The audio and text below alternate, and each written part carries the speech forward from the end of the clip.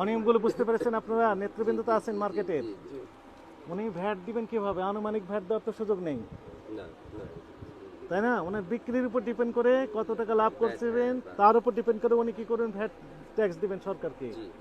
এটা স্পেসিফিক হতে হবে, আনুমানিক দেওয়ার তো সুযোগ নেই।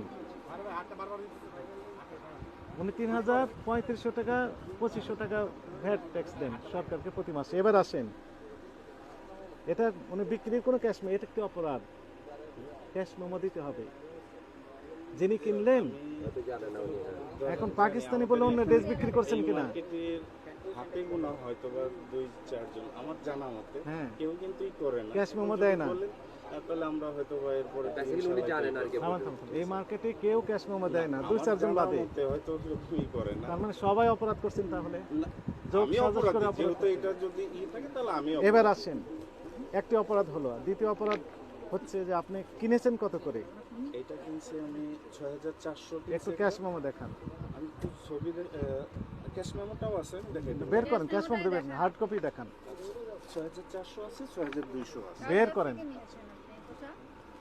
আপনার ক্যাশ মেমো আমার কাছেও আছে। আপনার যে ক্যাশ মেমো সেটা আমার কাছেও আছে, আমি নিয়ে এসেছি, এখানে আছে আপনার ক্যাশ মেমো। এই যে সারাস কালেকশন,